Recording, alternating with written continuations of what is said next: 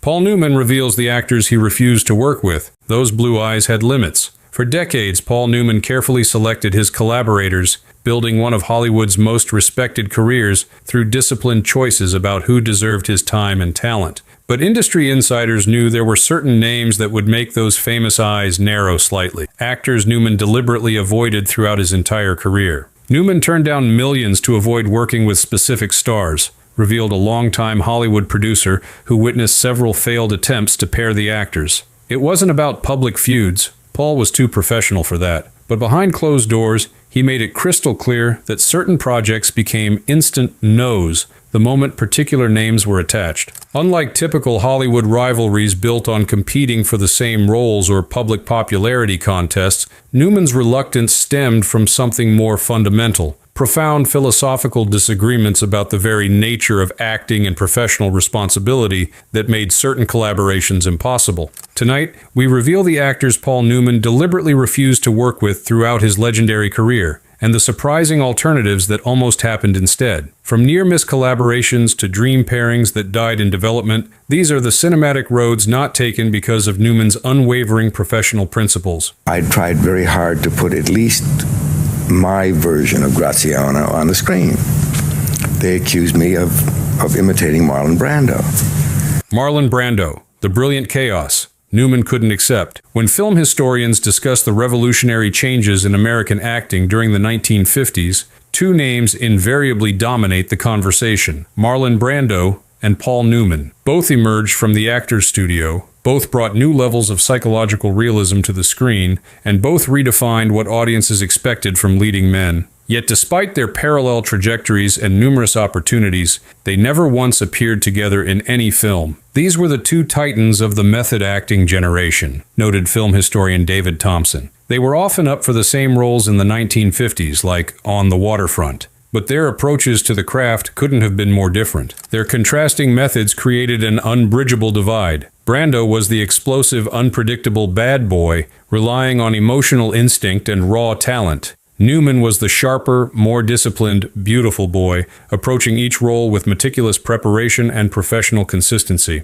This fundamental difference in philosophy made collaboration virtually impossible. Newman reportedly didn't care for Brando's lack of discipline later in his career, revealed a producer who attempted to cast them together in the late 1970s. When Brando's name came up for a key role opposite Paul, the response wasn't anger, it was a calm but firm no. When pressed, Newman simply said, "I can't work with someone who doesn't respect the work enough to prepare properly." What made this divide particularly significant was how it reflected their contrasting approaches to the responsibility of talent. For Newman, extraordinary ability carried an obligation to develop that ability with discipline and respect for the collaborative nature of filmmaking. Brando's increasingly casual treatment of his own genius struck Newman as a betrayal of that fundamental responsibility. They were like oil and water, one controlled, one chaotic, observed cinematographer Conrad Hall, who worked with both actors separately. What bothered Paul wasn't just the practical challenges of working with someone unpredictable. It was what Brando represented about the actor's responsibility to the craft itself. This philosophical disagreement remained professional rather than personal. Newman maintained respect for Brando's achievements while privately establishing boundaries that kept their careers on parallel tracks that never intersected. You see, in this world, there's two kinds of people, my friend. Those with loaded guns and those who dig. Clint Eastwood. Politics and pacing prevented partnership. If Newman's avoidance of Brando stemmed from philosophical differences about craft, his separation from another Hollywood legend came from contrasting approaches to both filmmaking and politics that made collaboration equally improbable. For about 20 years, from the late 60s to late 80s, Newman and Eastwood were the two biggest male movie stars in the world, observed film critic Roger Ebert. Their paths never crossing on screen remains one of Hollywood's great mysteries, until you understand just how different they were in almost every way. The divide began with politics. Newman was a die-hard liberal activist who campaigned for Democratic candidates, supported progressive causes, and even made Richard Nixon's infamous enemies list due to his political activities. Eastwood was a conservative, later libertarian icon, whose political views stood in direct opposition to Newman's passionate liberalism. Politics and style, noted director Sidney Pollack, who worked with Newman on multiple films. They represented opposite ends of the spectrum, not just politically, but in how they approached the work itself. Their contrasting methods made collaboration practically impossible. Eastwood was famous for his minimalist approach, shooting quickly, doing few takes, and wrapping productions on time and under budget. Newman was a perfectionist who believed in extensive rehearsal, multiple takes, and taking whatever time was necessary to get the performance right. A collaboration likely would have ended in a fistfight over the schedule, joked a producer who worked with both men. Eastwood would want to finish a scene in 2 takes and move on. Newman would want to spend days exploring different approaches to the same moment. They would have driven each other crazy within the first week of shooting. This fundamental incompatibility meant that despite both men dominating Hollywood for 2 decades, and despite numerous attempts to pair them, they remained on separate professional paths throughout their careers, a separation that reflected not personal animosity, but irreconcilable differences in both worldview and working method. Strangers in the night. Frank Sinatra, The Work Ethic Feud. Newman's disciplined approach to his craft created an even more pronounced incompatibility with Hollywood's legendary singer-turned-actor, whose casual approach to filmmaking represented everything Newman rejected about professional conduct. Newman and Sinatra ran in similar circles, but they never made a film together, explained a producer who worked with Sinatra in the 1960s. It wasn't coincidence. It was a deliberate choice on Paul's part, based on what he considered unacceptable professional behavior. The core issue was simple: professionalism. Sinatra was notorious for refusing to rehearse, declining to do more than 1 or 2 takes of any scene, and often leaving sets by early afternoon, regardless of the shooting schedule. For Newman, who treated acting like a blue-collar job requiring hours of preparation and consistent effort, Sinatra's approach was fundamentally disrespectful to the craft and to colleagues. Newman reportedly steered clear of projects involving the chairman to avoid the frustration, said a director who worked with both men separately. Paul believed in preparation, rehearsal, and doing as many takes as necessary to get the scene right. Sinatra believed in showing up, delivering 1 take based on his natural charisma, and being done by lunch. Their approaches were completely incompatible. This incompatibility wasn't about talent. Newman respected Sinatra's natural abilities, but about the responsibility that came with that talent. For Newman, gifts carried obligations to develop and apply them with consistent effort. Sinatra's reliance on raw ability without the supporting structure of preparation represented exactly the approach Newman had spent his career rejecting. Paul had a blue-collar mentality about acting, observed a co-star from The Hustler. He believed in showing up on time, knowing your lines, and giving your best effort every single day. Sinatra's reputation for treating filmmaking as something to be finished as quickly as possible so he could get to his evening concert or social activities violated Newman's fundamental sense of professional ethics. This philosophical divide ensured that, despite their overlapping decades in Hollywood and numerous potential opportunities, Newman and Sinatra remained on separate professional paths throughout their careers. They think that they can protect me by moving around all the time. James Dean, the great collaboration that almost was. Not all of Newman's missed collaborations stemmed from philosophical disagreements. Perhaps the most poignant cinematic partnership that never materialized resulted from tragedy rather than avoidance, cutting short what might have been one of Hollywood's most powerful on-screen pairings. They were friends and rivals at the Actors Studio, recalled Actors Studio founder Lee Strasberg. They represented 2 different interpretations of the method, Dean more emotionally volatile, Newman more technically precise. Their contrasting energies would have created fascinating on-screen chemistry. The 2 rising stars were supposed to be the great duo of their generation. They famously screen-tested together for East of Eden. Newman auditioned for the brother role that went to Richard Davalos. Plans were developing for future collaborations that would leverage their contrasting energies and shared technical background. They never got to work together because Dean died in 1955, explained a casting director who knew both actors.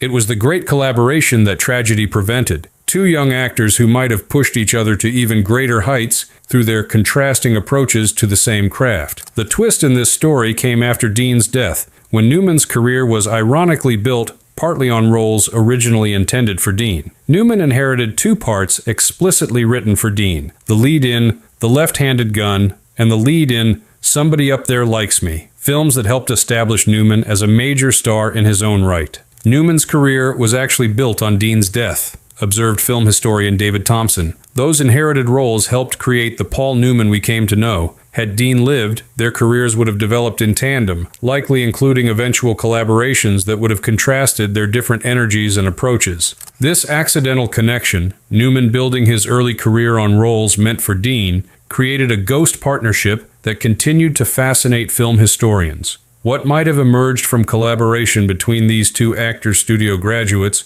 with their contrasting interpretations of the method, remains one of Hollywood's great unanswered questions. And now all you have to do is hold the chicken. Jack Nicholson, the anti-heroes who never aligned. As Newman aged into his role as Hollywood's elder statesman, a new generation of stars emerged who might have created fascinating on-screen partnerships. None held more potential than Jack Nicholson, whose approach to anti-hero roles in the 1970s paralleled Newman's similar work in the previous decade. They were the defining anti-heroes of their respective decades, noted film critic Pauline Kael. Newman in the 60s with HUD and Cool Hand Luke, Nicholson in the 70s with 5 Easy Pieces and One Flew Over the Cuckoo's Nest. They redefined the American protagonist for different generations. Despite this thematic connection and several near-miss opportunities, they never appeared together on screen, a separation that resulted not from philosophical disagreement, but from the natural evolution of their careers and the difficulty of finding projects that served both their needs simultaneously. Why it never happened? Timing, explained a producer who worked with both actors. By the time Nicholson blew up with Easy Rider and Chinatown, Newman was moving into a different phase of his career. There were rumors of them circling the same projects, but their energies, Nicholson's manic danger versus Newman's cool detachment, were perhaps considered too redundant to put in the same frame. While not an active avoidance like Newman's stance toward Brando or Sinatra, the Newman-Nicholson collaboration represented a significant missed opportunity, a potential partnership between two actors who defined rebellion for consecutive generations of American audiences. I idealize them. Every woman I meet, I put up there. Because the longer I know her, the better I know her. Yes, it's hard to keep them up there, isn't it? Yes, isn't it? Pretty soon the pedestal wobbles, and then topples.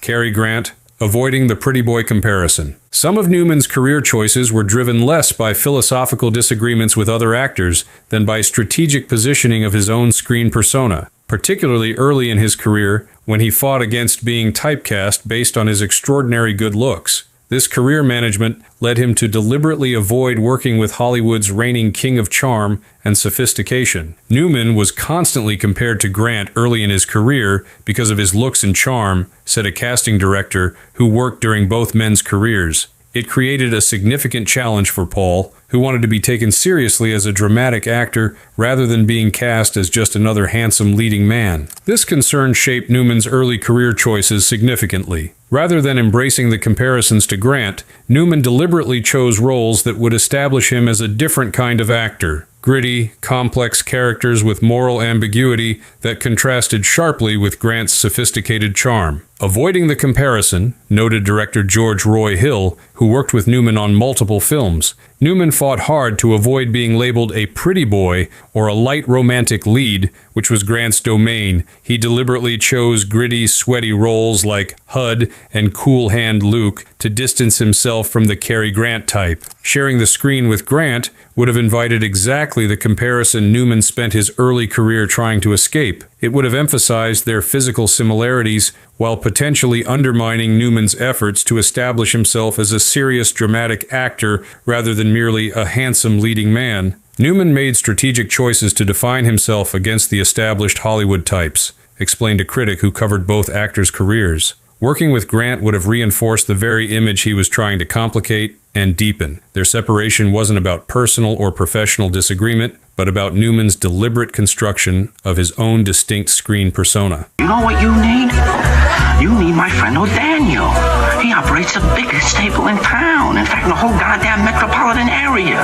It's stupid a stunt like you paying. I mean, you don't want to be stupid. Dustin Hoffman, method meets meticulous. As the studio system gave way to New Hollywood in the late 1960s and early 1970s, a new generation of actors emerged with approaches to the craft that sometimes contrasted sharply with established methods. Newman's relationship with one of these rising stars revealed the continuing evolution of his views on acting technique and professional responsibility. Both were major stars of the New Hollywood era, observed director Sidney Pollack, who worked with both actors. But their approaches to character development couldn't have been more different. While they maintained a friendly professional relationship and mutual respect, their contrasting methods made collaboration challenging. Hoffman became famous for his immersive approach to roles, staying awake for days to look appropriately exhausted for Marathon Man, gaining or losing significant weight for characters, and sometimes maintaining character behavior off-camera. While they were friends and respected each other, their methods were notoriously different,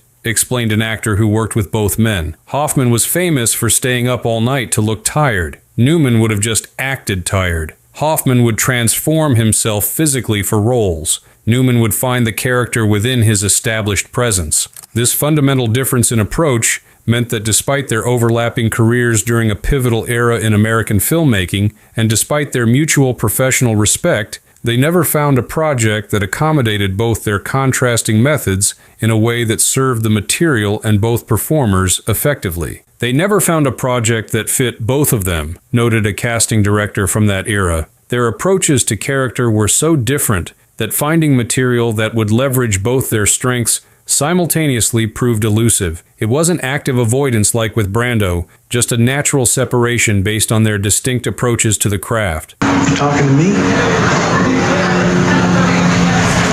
Then who the hell else are you talking? You talking to me? Well, I'm the only one here. Robert De Niro, The Missed Opportunity. As Newman's career entered its later phases, one final potential collaboration emerged that many film historians consider the greatest missed opportunity of his career, a pairing with the actor who had become the definitive dramatic performer of the generation following Newman's own rise to prominence. Newman worked with Scorsese, who directed The Color of Money, which is De Niro's territory, yet the two actors never crossed paths, noted film critic Roger Ebert. It represents one of the great missed opportunities of cinema. Two actors who defined intense dramatic performance for consecutive generations, never sharing the screen. Unlike some of Newman's other avoided collaborations, the lack of a Newman-De Niro pairing stemmed not from philosophical disagreement or contrasting methods, but simply from the challenge of finding material substantial enough to support two dominant screen presences of that magnitude. De Niro was the king of the 70s/80s gritty drama, and Newman was the elder statesman of it, explained a producer who worked with both actors.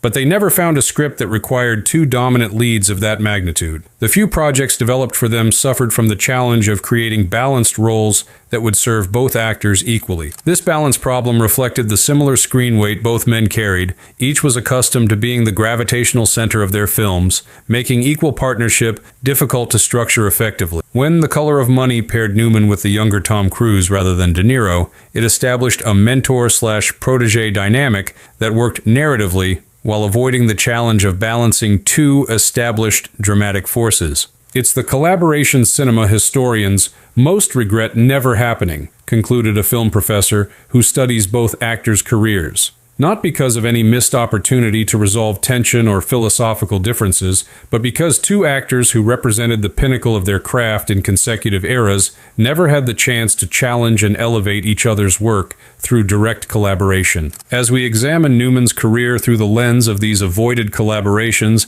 and missed opportunities, patterns emerge that reveal his philosophy about both acting and professional relationships. Newman's choices weren't driven by ego or competitive spirit, but by a clear vision of how the craft should be practiced and respected, a vision that made certain partnerships impossible, regardless of their commercial potential. Newman's refusal to work with Brando wasn't about rivalry, but about fundamentally different approaches to professional responsibility, observed Martin Scorsese, who directed Newman in The Color of Money. For Paul, how you approached the work reflected your respect for the craft itself. When he encountered actors whose approach violated his sense of professional ethics, no amount of talent could compensate for what he perceived as disrespect for the process. This philosophical clarity extended beyond specific actors to inform Newman's entire approach to his career. Unlike stars who maximized their commercial potential through frequent film appearances, Newman maintained a selective approach, choosing projects based on artistic merit and compatibility with collaborators rather than financial considerations alone. What's particularly revealing is how Newman's avoidances and collaborations evolved throughout his career. Early decisions focused on establishing his own distinct screen persona, separating himself from comparisons to established stars like Cary Grant. Later choices reflected his increasingly defined professional standards, seeking directors and co-stars who shared his commitment to preparation and technical excellence. Newman used his increasing power in the industry not to demand special treatment, but to create working environments aligned with his values, explained a producer who worked on several Newman projects. By his later career, he had the luxury of only working with people who approached the craft with the same seriousness and respect he did. His avoidance of certain collaborations wasn't about personality clashes, but about maintaining the professional standards he believed essential to meaningful work. The most significant insight from examining Newman's career through these non-collaborations is how they reveal his understanding of artistic integrity. For Newman, integrity wasn't just about the quality of the final product, but about the process that created it, about showing up prepared, respecting colleagues' time and contributions, and approaching each project with full commitment regardless of its commercial prospects or budget. Newman believed how you did the work was as important as what you ultimately produced, concluded a director who worked closely with Newman. His consistent avoidance of Brando, despite the obvious commercial potential of their pairing, reveals something fundamental about his character, his willingness to prioritize his principles about professional conduct over opportunities that might have generated enormous attention and financial reward. This commitment to process over expediency, to consistent discipline over mercurial brilliance, defined not just Newman's acting career, but his approach to other ventures as well, from his racing career to his food company to his philanthropic work. In each case, he applied the same methodical dedication to doing things right, rather than merely doing them quickly or profitably. The legacy of Newman's selective collaborations extends beyond his individual